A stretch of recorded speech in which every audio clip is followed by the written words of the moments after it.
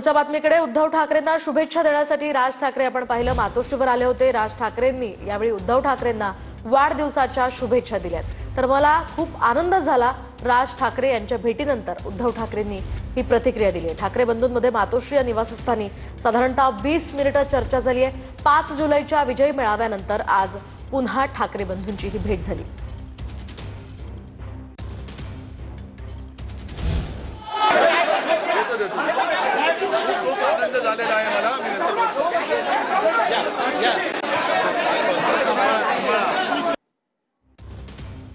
तर याच ठिकाणी आपण पाहिलं उद्धव ठाकरेंनी मला खूप आनंद झाला अशी पहिली प्रतिक्रिया राज ठाकरे यांच्या भेटीनंतर दिली। राज ठाकरे इथे आले, त्यांनी उद्धव ठाकरेंना वाढदिवसाच्या शुभेच्छा दिल्या, हे गुलाब पुष्प दिले आणि त्यानंतर साधारण या दोन्ही बंधूंमध्ये 20 मिनिटं चर्चा झाली आहे। तर संजय राऊत, आदेश बांदेकर, अंबादास दानवे यासह वैभव नाईक आणि इतर मनसेचे आणि शिवसेनेचे पदाधिकारी इथे उपस्थित आहेत। तर ही दोन दृश्य सुद्धा आपण पाहतोय। 5 जुलै रोजी विजय मेळाव्यामध्ये ठाकरे बंधू एकत्र आले होते।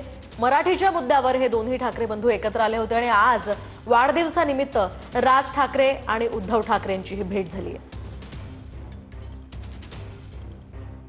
तर दुसरीकडे आदित्य ठाकरे आणि अमित ठाकरे वरळीमध्ये एका कार्यक्रमाला हजेरी लावणार आहेत। वरळी पोलीस वसाहतीच्या गणपती पाद्यपूजन या कार्यक्रमाला ज्युनियर ठाकरे बंधू एकत्र दिसतील। तर सकाळी ठाकरे बंधू आणि संध्याकाळी ज्युनियर ठाकरे बंधू एकत्र पाहायला मिळणार आहेत। त्यामुळे आजचा हा दिवस शिवसेनेसाठी आणि एकूणच मनसेसाठी अत्यंत महत्त्वाचा आहे। सकाळी राज ठाकरे आणि उद्धव ठाकरे यांची भेट झाली। वाढदिवसाच्या राज ठाकरेंनी उद्धव ठाकरेंना शुभेच्छा दिल्या आणि दुसरीकडे आता अमित ठाकरे आणि राज ठाकरे एकाच कार्यक्रमामध्ये भेटणार आहेत। ही दोन दृश्य आपण पाहतोय।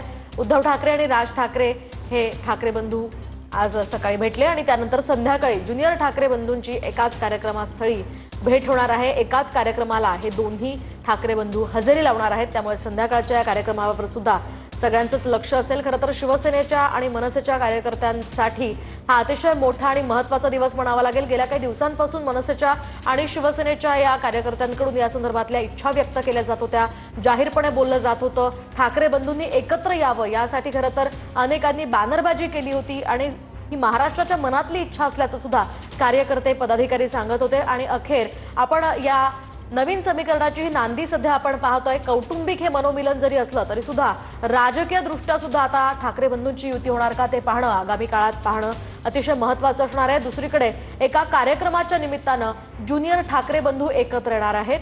अमित ठाकरे आणि आदित्य ठाकरे एकत्र येणार आहेत। तर सकाळी राज ठाकरेंनी उद्धव ठाकरेंना या शुभेच्छा दिल्या।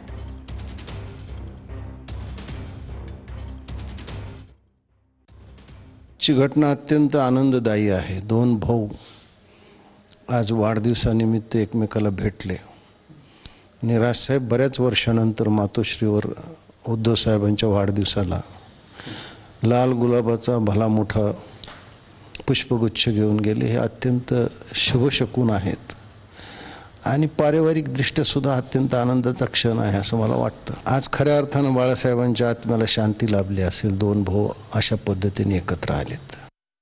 तुमच्या दृष्टीने ह्या युतीच्या चर्चा थांबल्या होत्या। युतीच्या चर्चा सकाळ संध्याकाळ करायची असतात का आणि त्या कुठे जाहीरपणे करायची असतात का? त्या युतीच्या चर्चा ह्याच्यामध्ये गोपनीयता असली पाहिजे, याच्यामध्ये सिरियसनेस असला पाहिजे आणि युती योग्य वेळेला, अजून कुठली निवडणूकच नाहीये।